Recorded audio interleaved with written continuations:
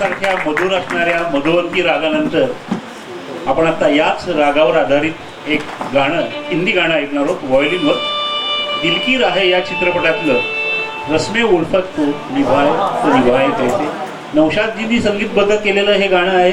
आणि ते लक्षात राहतं त्यातल्या रईस खान यांच्या सतारीच्या तुकड्यांमुळे. तेही ऐकू. रस्मे उल्फत को निभाए कैसे.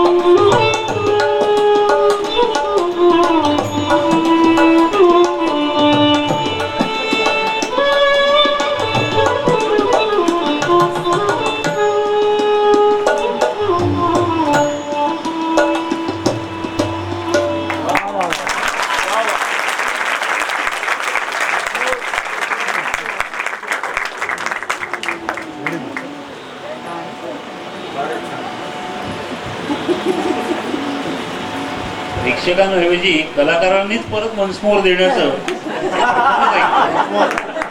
इतकं आवडलंय सगळ्यांना.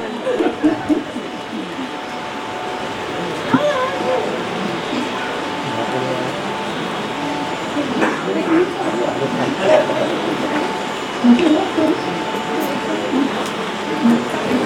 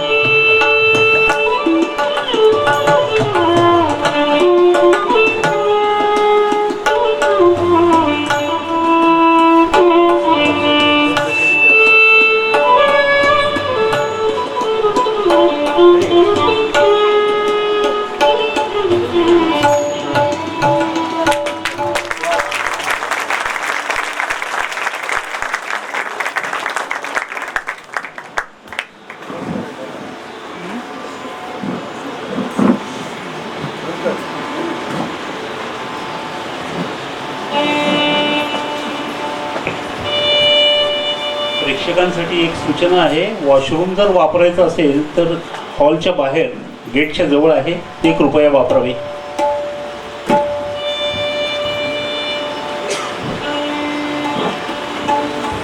रसिका, यानंतर गुरु आणि शिष्य यांचं सहवादन आता आपण ऐकणार आहोत. श्यामकल्याण हा राग चारुशीला गोसावी आणि नंदन रजत नंदन वाडकर आपल्या पुढे सादर करणार आहे. कसं घेतलं तरी नाव सारखंच वाटतं.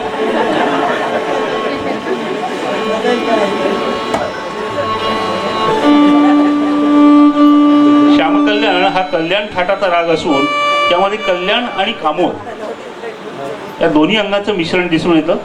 मध्यम तीव्र अशा या रागामध्ये शुद्ध मध्यम आणि कोमल मध्यम प्रयोग केला जातो. हा सायंकालीन राग आहे, वेळही संध्याकाळचीच आहे. ऐकूया राग श्यामकल्याण.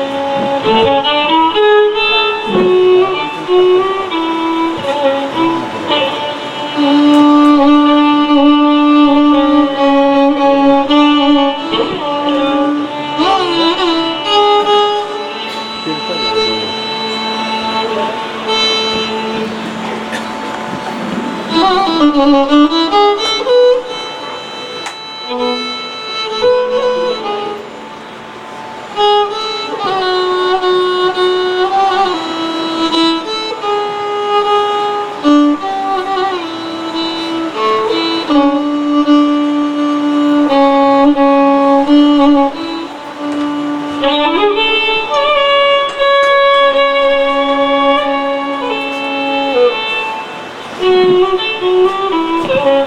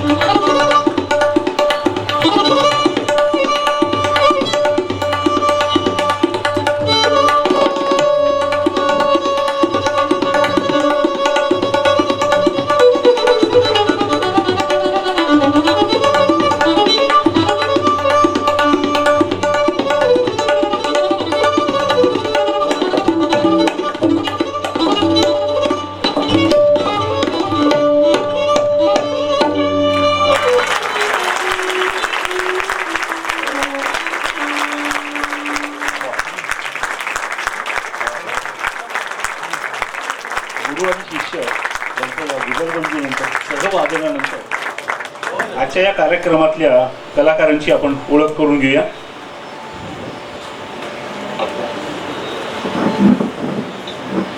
सर्वप्रथम वैष्णवी सचिन काळे. वयाच्या 10व्या वर्षापासून गुरु पंडित भालचंद्र देव यांच्याकडे व्हायोलिनचं शिक्षण घेत होती. आता पुढे गुरु चारुशीलाताई यांच्याकडून व्हायोलिनचे धडे घेत आहे. संगीतामध्ये विशारद पूर्ण केले आहे आणि सध्या BAच्या लास्ट इयरला आहे. अभिनयाची आवड आहे आणि काही नाटक आणि मराठी चित्रपटांमध्ये सुद्धा तिने काम केलं आहे. त्याचबरोबर सध्या म्युझिक थेरपिस्ट म्हणून ती काम करते. तन्मय दाऊद खाने सतार वादक. गुरु मीरा ठाकूर यांच्याकडे 2 वर्षे सतार शिकत आहे आणि सिरम इन्स्टिट्यूट ऑफ इंडिया येथे नोकरी करतात. वसंत देव व्हायोलिन वादक. LIC ऑफ इंडियामधून ते सध्या निवृत्त झालेले आहेत. गुरु कैलासवासी पंडित भालचंद्र देव यांच्याकडे 12 वर्षे व्हायोलिनचं शिक्षण घेतलं आणि सध्या पंडित भालचंद्र देव यांच्या कन्या सौ चारुशीला गोसावी यांच्याकडे व्हायोलिनचे शिक्षण सुरू आहे. तसेच अनेक सुगम संगीताच्या कार्यक्रमात विविध तालवाद्यांची ते साथ करतात. Rajshree Chitroda Tenali sources and software कंपनीमध्ये त्या काम करतात. कैलासवासी पंडित भालचंद्र देव यांच्याकडे ते 6 वर्ष व्हायोलिनचं शिक्षण घेतलं आणि सध्या सौ चारुशीला गोसावी यांच्याकडे व्हायोलिनचं शिक्षण सुरू आहे. रजत नंदनवाडकर बरोबर नाव घेतो. BE mechanical. सध्या IT प्रोफेशनल आहेत ॲक्सेंच्युअर कंपनीमध्ये. पंडित भालचंद्र देव गुरुजींकडे 7 वर्ष ते व्हायोलिन शिकले. नंतर चारुशीला गोसावी यांच्याकडे व्हायोलिन शिकत आहेत. सुबोध कार्लेकर एक हरहुन्नरी व्यक्तिमत्व. ते BE इलेक्ट्रॉनिक्स आहेत. BSNL मध्ये 28 वर्ष सर्व्हिस करून त्यांनी VRS घेतली आणि सध्या चारुशीला गोसावी यांच्याकडे 5 वर्षापासून व्हायोलिनचं शिक्षण घेत आहेत. तर मीरा ठाकूर यांच्याकडे 3 वर्षे सतारचं शिक्षण घेत आहेत. ते हिंदुस्थानी कर्नाटक संगीताचं शिक्षण घेतलं आहे. सध्या ते गायन आणि चित्रकलेचेही मार्गदर्शन करतात. कुठलं फील्ड राहिलंय असं मला वाटत नाही. संध्या कुलकर्णी कॉमर्स ग्रॅज्युएट आहे आणि गेली 20 वर्ष HR ॲडमिन व फायनान्स हेड म्हणून CA फर्ममध्ये काम करतात. 2.5 वर्षापासून मीरा मॅडम यांच्याकडे सतारीचे तसेच लीना कार्लेकर सुबोध कार्लेकरांच्या सौ यांच्याकडे शास्त्रीय आणि सुगम संगीताचे प्रशिक्षण सुरू आहे. लिखाणाची आवड आहे. काही कविता आणि चारोळ्या सुद्धा त्या खूप छान करतात. मिसेस माधुरी नेने आमच्या प्रॅक्टिससाठी प्रत्येक वेळी हॉल उपलब्ध करून देणे, सर्व कलाकारांची खाण्यापिण्याची सोय करणे अतिशय आनंदाने करतात. सतार वाजवतात. मीरा ठाकूर यांच्याकडे गेल्या 2 वर्षापासून सतार शिकतात. डॉक्टर शमा देशपांडे 38 वर्षे बिबवेवाडी आणि सहकार नगर इथे फॅमिली फिजिशियन म्हणून प्रॅक्टिस करतात. वयाच्या 12व्या वर्षी कोल्हापूर येथे गुरु श्री सदुभाऊ नवांगुळे यांच्याकडे 5 वर्षे दिलरुब्याचं शिक्षण घेतलं आणि पुढे खूप प्रदीर्घ गॅप नंतर पुन्हा गेले 5 वर्ष चारुताईंकडे संगीत शिकत आहेत.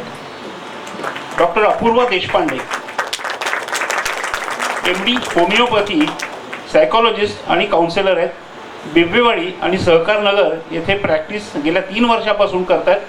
चारुशीला गोसावी यांच्याकडे व्हायोलिनचं शिक्षण घेत आहेत. अपूर्वा देशपांडे या डॉक्टर शमा देशपांडे यांच्या सुनबाई आहेत. पराग खुरसवार सुरुवातीची काही वर्ष गुरु पंडित भालचंद्र देव यांच्याकडे व्हायोलिनचं शिक्षण घेतलं.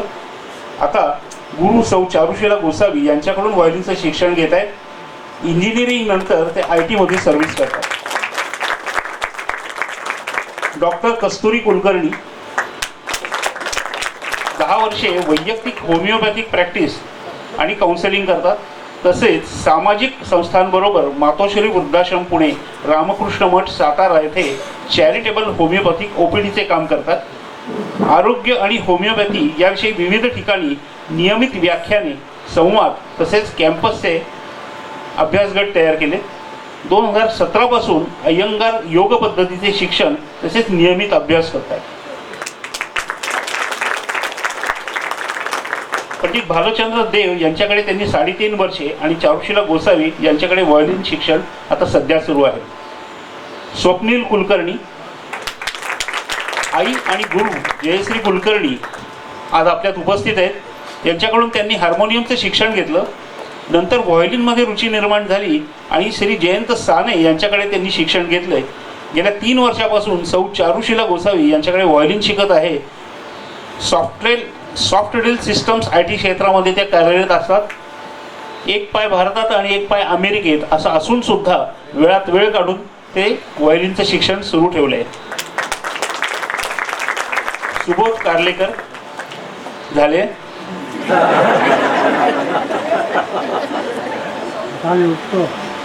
मोहन पारसनीस, सर्व कार्यक्रमाला तबल्याची उत्तम साथ करून आपली वाहवा मिळवणारे मोहन पारसनीस. GL सामंत यांचे शिष्य पंडित विनायक फाटक आणि पंडित नयन घोष यांच्याकडून सुद्धा त्यांनी मार्गदर्शन घेतलंय. गेली 40 वर्ष तबला वादनामध्ये कार्यरत आहेत. संगीत अलंकार असून आकाशवाणीचे आणि दूरदर्शनचे मान्यताप्राप्त कलाकार आहेत. भारतातील अनेक महत्त्वाच्या व्यासपीठावर त्यांनी सादरीकरण केले. LICला सध्या खूप पर्याय आहेत, पण आमच्या कार्यक्रमामध्ये त्यांना पर्याय नाही. जनरली लोक नोकरी सांभाळून कला सांभाळतात, हे कला सांभाळून मग नोकरी सांभाळतात. विनोदाचा भाग सोडा, पण अतिशय साथ संगत अतिशय सुंदर असते. आपले गायक सुभाष इनामदारजी निवृत्त पत्रकार आहेत. लौकिक अर्थाने जरी ते निवृत्त असले तरी पत्रकारिता त्यांची अव्याहतपणे सुरू आहे. अनेक सांगीतिक कार्यक्रमांना उपस्थित राहून त्याच्याबद्दलचा साध्यंत वृत्तांत ते रसिकांसाठी सादर करतात. त्यांचे जोरदार टाळ्या वाजवून आपण कौतुक करूया.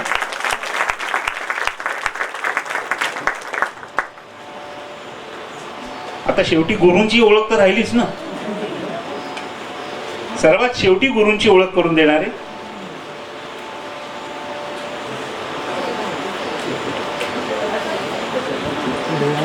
सतार वादक मीरा ठाकूर. त्यांची सतार शिकण्याची सुरुवात श्री सुंदर बारडोली यांच्याकडे 1972 साली गुवाहाटीमध्ये झाली आणि वडिलांच्या बदल्यांमुळे शिकण्यामध्ये बराच खंड पडला. 1980च्या सुमारास 2 वर्ष कार्तिक कुमारांकडे त्या सतार शिकल्या. त्यानंतर 1993 पासून 12 वर्ष पंडित रविशंकर अभ्यंकरांकडून त्या शिकल्या. मग पंडित रवींद्र चारी यांच्याकडे त्यांचं शिक्षण झालं आणि अजूनही त्यांच्याकडून त्या मार्गदर्शन घेत आहेत. गेली 10-12 वर्षे विद्यार्थ्यांना सतार शिक्षणाचं ते काम करत आहेत. आणि लास्ट बट नॉट लिस्ट सौ चारुशीला गोसावी. कैलासवासी पंडित भालचंद्र देव यांच्या कन्या आणि शिष्या संगीत MA आहेत. त्या आकाशवाणीच्या मान्यताप्राप्त कलाकार आहेत. BSNL मध्ये सर्व्हिस करून सुद्धा त्यांनी आपली कला गेली 45 वर्षे चांगल्या प्रकारे जपली आहे. अनेक कार्यक्रमांमधून त्या साथ संगत करतात. क्लासिकल वादन हे त्यांचं वैशिष्ट्य आहे. त्यांच्या कार्यक्रमांमधून लोकबिरादरी प्रकल्प असो किंवा सैनिकांसाठी काम करणाऱ्या काही संस्था असो त्यांच्यासाठी मदतीचे कार्यक्रम त्यांनी केलेले आहेत. आणि आता शिष्यांना घडवण्याचं काम मोठं करतायत. त्यांचं पुन्हा एकदा अभिनंदन. आमच्या सगळ्यांचा आवाज जे तुमच्यापर्यंत पोहोचवत आहेत रवी मेघावत, त्यांची सिस्टीम नसती तर तुम्हाला आम्हाला काहीच ऐकायला आलं नसतं. त्यांचा उत्कृष्ट सिस्टीम असल्यामुळे आपण हे ऐकू शकता. आणि मुख्य म्हणजे आमच्या इथले सगळे सेवक वर्ग नाईक ज्यांनी आम्हाला ही सगळी व्यवस्था लावून दिली, ते या सभागृहाचे सगळे कर्मचारी, त्यांचे आभार. मुख्य आपल्या सर्वांचे आभार. आणि सर्वात महत्त्वाचं म्हणजे राजे गोसावी जे निवेदन करतायत. ते एका कंपनीमध्ये प्रायव्हेट कंपनीमध्ये नोकरीला होते. त्यानंतर ते तिथून निवृत्त झाले आणि स्वतःची पाकसिद्धी हे करण्यासाठी ते सतत कार्यरत असतात. नवीन नवीन पदार्थ वेगवेगळ्या पद्धतीनं कसे करता येईल शिळे पदार्थसुद्धा उत्तमरित्या ताजे कसे करता येतील त्याचं ते उत्तम उदाहरण पाककृतीत देतात. फिरण्याची भयंकर आवड, गाण्याचा छंद आणि गाण्याचं कान हे दोन्ही त्यांना आहेत. निवेदनाची आवड आहे त्यांना, त्यामुळे वेगवेगळ्या ठिकाणचे अनेक शब्द, अनेक कविता ते साठवून आपल्यापर्यंत पोहोचवतात. असे आमचे प्रवास मित्र आणि मैफलचे प्रमुख राजे गोसावी.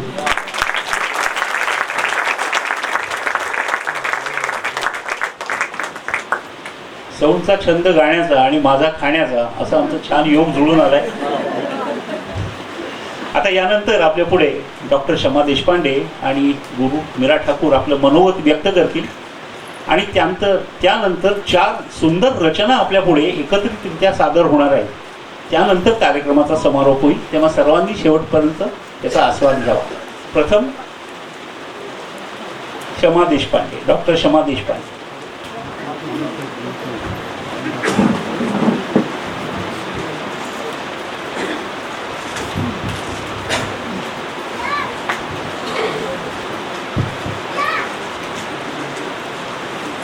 नमस्कार. माझ्या गुरु चारुशीलाताई गोसावी आणि नवीन मिळालेले आमच्या दुसऱ्या गुरु मीराताई ठाकूर या दोघींना, इथे जमलेल्या साऱ्या रसिक श्रोत्यांना आणि आम्हाला खास प्रोत्साहन देण्यासाठी आलेले आमचे मित्रवर्ग, कौटुंबीय या सगळ्यांना मनापासून वंदन करून मी माझं छोटंसं मनोगत, मी आपला फार वेळ घेणार नाही, कारण मला माहिती आहे की सुस्वरांच्या मैफिलीमध्ये ज्यावेळेला शब्दांची सरबत्ती सुरू होते तेव्हा ती रसिकांना थोडी शिक्षाच आहे का काय असं मला वाटलं होतं. पण खरं सांगू का, आजच्या ह्या कार्यक्रमाचं हे जे तुम्ही सगळं मूर्त स्वरूप पाहतात ते आज तुमच्यापर्यंत कसं आलं, आम्ही सगळे एकत्र कसे आलो हे सांगितल्याशिवाय तो कार्यक्रम पुढे सरकणारच नाही. या सगळ्यामध्ये एक छोटीशी गोष्ट तुम्हाला सांगते. कोणाचं कोण नातं असं ज्यावेळेला आपल्याला खूप सांगितलं जातं त्यावेळेला खूप गोंधळ होतो. पण आता 2 नाती आपल्यासमोर सगळ्यांच्या समोर आलेली आहेत की सुबोध कार्लेकर कसे हरहुन्नरी आहेत हे आत्ताच सांगितलं. तर सुबोध अतिशय उत्तम चित्रकार. तिथे माझ्या गुरु चारुताई गोसावी आणि मीराताई ठाकूर या दोघी अत्यंत उत्तम चित्रकारही आहेत, ही ओळख त्यांची सांगायची राहिली आहे. आणि सुबोध ह्या दोघींचा जरी शिष्य असला तरी त्याच्या ठिकाणी ह्या दोघी शिष्य म्हणून एकत्र जातात. गोलमाल कळला असेल, पण तो खूप महत्त्वाचा ठरला आमच्या सगळ्यांच्यासाठी. कारण ज्या वेळेला हा कार्यक्रम करायचा, म्हणजे चारुतीने एकदा मला क्लासमध्ये विचारलं की आपल्याला परत कार्यक्रम करायचा ना, काय इच्छा आहे, शिष्यांची कसली इच्छा घ्यायची, पण इतक्या छोट्या गोष्टी आपले गुरु आपल्यासाठी करत असतात. माझाच हट्ट नाही ना एकटीचा की कार्यक्रम करायचा. म्हटलं अजिबात नाही, आम्हाला सगळ्यांना वाटतं की कार्यक्रम करायचाच आपण. त्यावरती चारुताई मला म्हणाली की ह्यावेळेला जरा थोडं नवीन प्रकार मला करायची इच्छा आहे. ह्यावेळेला सतार माझी एक नवीन मैत्रीण झाली आहे, तर मीराताई आणि मी असं मिळून आम्ही ठरवतो आहोत की एकत्र कार्यक्रम करायचा. म्हटलं अरे वा, हे तर खूपच छान आहे. खरं म्हणजे कुठल्याही गुरूंसाठी स्वतःची मैफिल एकट्याने करणं, स्वतःचं गायनवादन करणं हे त्यांच्यासाठी अगदी सोपं असतं. पण आमच्यासारखे विविध वयाचे, विविध स्वभावाचे, विविध प्रकारचे, कोणाचा कधी ताल सुटतोय, कोणाचा कधी मूड जातोय, कोणाचा कधी सूर सुटतोय, अशा सगळ्या मुलांना एकत्र मी मुलं म्हणते, कारण आम्ही तरुण आहोत सगळे. सगळ्यांना एकत्रित प्रेमाच्या धाग्यामध्ये त्या दोघींनी बांधून आज अक्षरशः आमचं इथे एक कुटुंब निर्माण झालेलं आहे. खरं तर कुठलंही क्षेत्र असो, साहित्य असो, कला असो, कोणत्याही क्षेत्रामध्ये, अगदी आध्यात्मिक क्षेत्रामध्ये सुद्धा गुरूंशिवाय तरणोपाय नाही. ज्या वेळेला गुरु तुम्हाला खूप भरभरून देत असतात त्यावेळेला अक्षरशः आत्ताही असंच आहे की माझ्या गुरु आणि मीराताई दोघी आपापल्या शिष्यांना तयार करण्यासाठी एवढी जीवेपाड त्यांनी मेहनत घेतलेली आहे. म्हणजे मी तुम्हाला खरोखर सांगते की म्हणजे आज हे मुहूर्त रूप येताना प्रत्येकजण आमच्या क्लासमधला चारुताईंच्याकडे 1 to 1 शिकायला जातो. म्हणजे कोणीही आम्ही स्टुडंट्स हे एका वेळेला कधी नसतोच. प्रत्येकाकडनं वैयक्तिक पातळीवर त्याची तयारी करून घेणं, आमच्यात ते सूर रुजवणं आणि त्या सुंदर रचना पुन्हा सगळ्यांचं एकत्र बॉन्डिंग करून त्या तयार करून घेणं ही खरोखर अतिशय शिवधनुष्य असलेली अतिशय अवघड आणि तारेवरची कसरतच आहे. आमच्या पहिला एक जो कार्यक्रम झाला एकत्रित, त्या ग्रुपचं आम्ही नावच ठेवलं होतं तारेवरची कसरत. कारण त्यावेळेला आमची कसरत नाही तर आमच्या गुरूंचीच कसरत होत होती.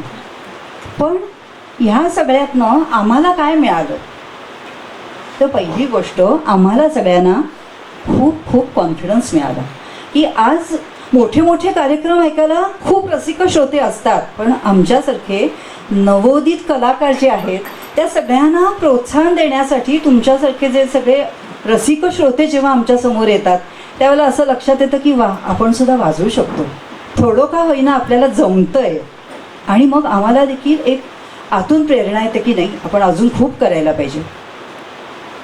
आमचे हे दोन्ही प्रेमळ गुरु आहेत ना, ते अक्षरशः आम्हाला भरभरून देत आहेत. पण कधी कधी वाटतं की आमचीच ओंजळ खूप लहान पडते. ही ओंजळ सतत आता तयार ठेवणं आणि त्या तयारीने खूप खूप प्रयत्न करणं ही आजच्या कार्यक्रमाच्या पासून पुढे कायमसाठी मी सगळ्यांच्या तर्फे माझ्या दोन्ही गुरूंना ग्वाही देते. हे मनोगत माझं आज एकटीचं मनोगत नाही, आमच्या सगळ्यांच्या मनातलं जे काही आहे ते मी एक प्रातिनिधिक स्वरूपात आपल्यासमोर बोलते. आत्ता अगदी मागच्याच आठवड्यातली मी एक गोष्ट सांगते. मागच्या आठवड्यामध्ये मी प्रयागला गेले होते, प्रयागराजला, आणि तिथे त्रिवेणी संगमावरती स्नान करायचा योग मला मिळाला. ते काहीतरी अद्भुत भाव होते. तिथे गेल्यानंतर त्या गंगेचा पवित्र आणि थंडगार स्पर्श खूप जुन्या पौराणिक स्थितीमध्ये घेऊन गेला.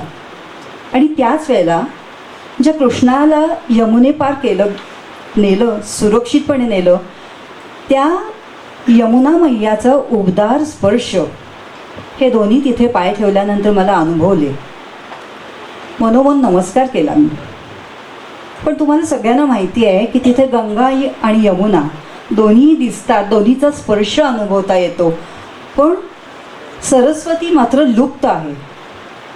तेव्हा माझ्या मनामध्ये खूप रुखरुख लागली की अरे, इथंपर्यंत आलो पण आपल्याला सरस्वतीचं दर्शन नाही झालं, सरस्वती आपल्याला नाही दिसली. ती मनात रुखरुख घेऊन पुण्यामध्ये आले आणि लगेचच आमच्या कार्यक्रमाची तयारी सुरू झाली आत्ता या 4-5 दिवसात. आणि ज्या वेळेला मला सुबोधनी सांगितलं की क्षमादेवी मनोगत तुम्ही बोलायचे, म्हटलं बरं ठीक आहे बोलते. त्यावेळेला हा सगळा जो कार्यक्रम आमचा आखला गेला तेव्हापासूनची चारुताई आणि मीराताई यांचे अपार कष्ट माझ्या डोळ्यासमोर दिसायला लागले की 1 to 1 बसवून एकेकाकडनं छडी लागे छम छम असं न करता पाठीवर प्रेमाची थाप देत देत त्यांनी आम्हाला पुढे आणलं.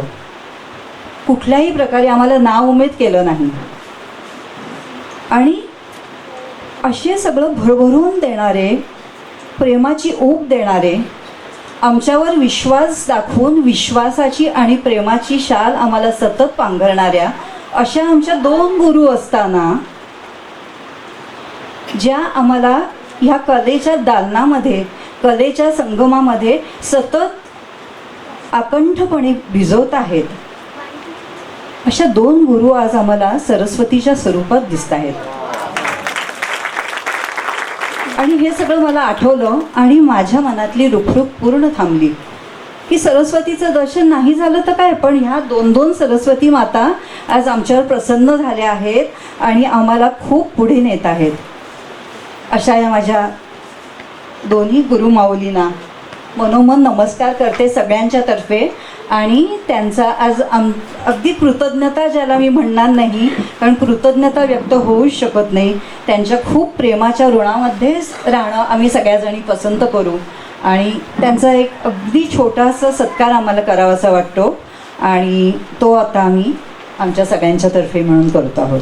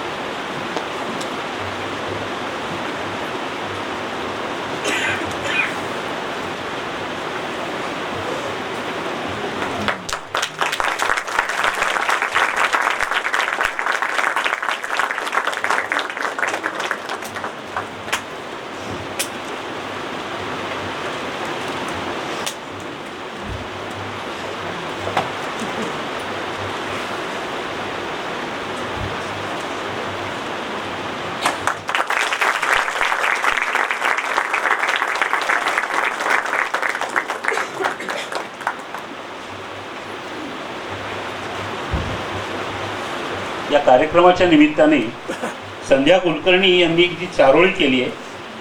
गुरूंसह गुरूंच्या आशीर्वादाने वाद्यवृंद सज्ज झाला सारा, गुरूंसह गुरूंच्या आशीर्वादाने वाद्यवृंद सज्ज झाला सारा, स्वरतालाच्या जोडीने रसिक मनांच्या छेडण्या तारा. त्यांच्या या काव्याला आपण नक्कीच दाद देऊ.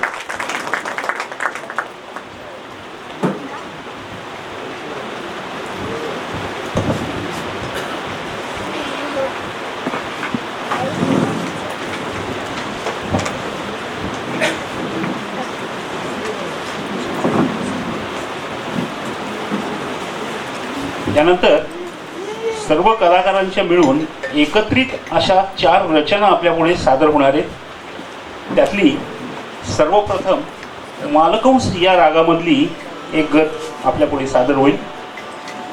मालकंस म्हणजे नागाला माळेप्रमाणे जे धारण करतो म्हणजेच भगवान शिव. अतिशय पुरातन, गंभीर आणि ध्यानपूर्ण असा हा राग आहे. मालकंसला सर्व रागांचा राजा मानलं जातं. रात्री 12 ते 3 म्हणजेच रात्रीच्या दुसऱ्या प्रहरामध्ये हा राग गायला जातो. काही वेळा तो मालकंस या नावाने सुद्धा ओळखला जातो. तर ऐकूया राग मालकंस, सर्वांची एकत्रित वादन.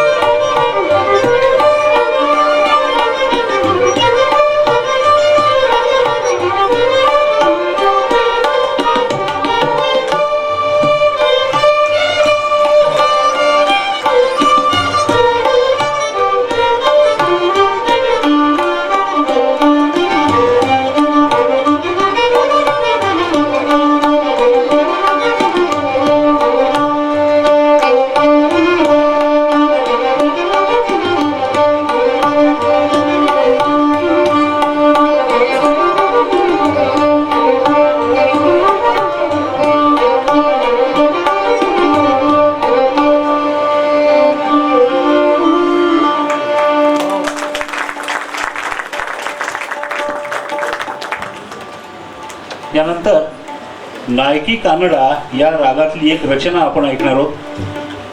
दिनकर अमेंबल यांनी ही आकाशवाणीसाठी तयार केली होती. आता ही रचना ऐकल्यानंतर मात्र प्रत्येक गृहिणीला लक्षात येईल ही कशासाठीची होती. तरी पण तुमची उत्सुकता टाळत नाही. वनिता मंडळ या कार्यक्रमासाठी ही रचना त्यांनी केलेली होती. ऐकूया आपण.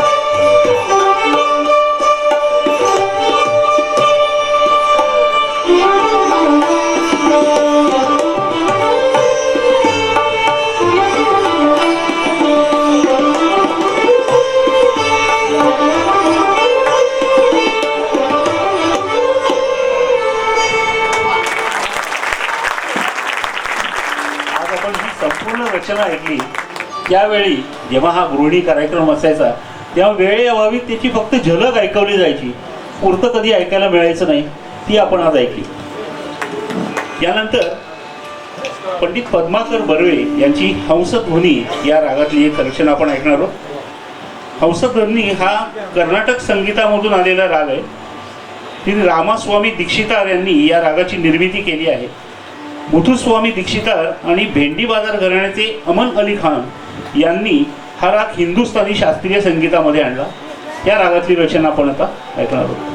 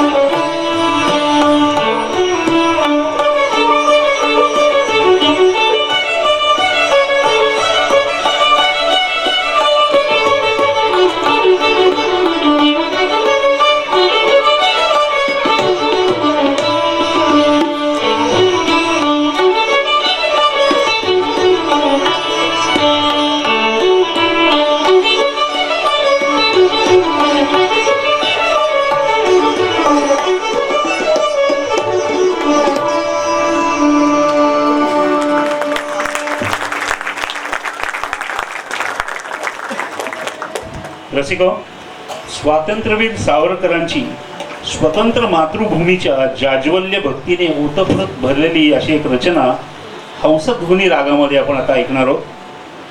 मधुकर गोळवलकर यांनी ही रचना भारतरत्न लता मंगेशकर आणि गायक वृंदाने 7 मार्च 1963 रोजी आकाशवाणीवर ध्वनिमुद्रित केली होती. जयोस्तुते या गाण्याने आपण आता कार्यक्रमाची सांगता करणार आहोत. म्हणायचं असेल तर म्हणा.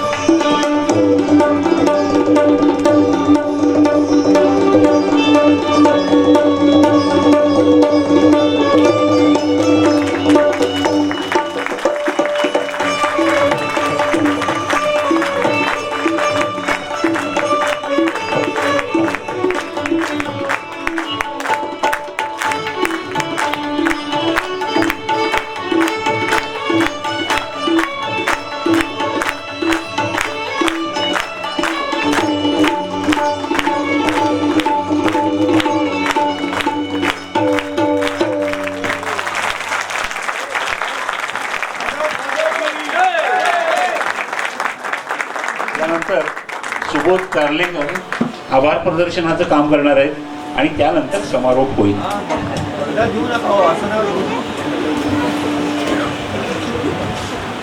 मॅडम स्पर्धा काय देत आहे कार्यक्रम संपवायचा.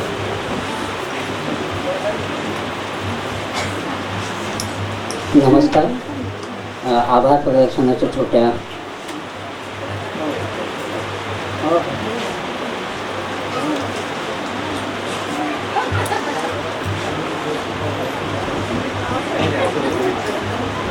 हॅलो.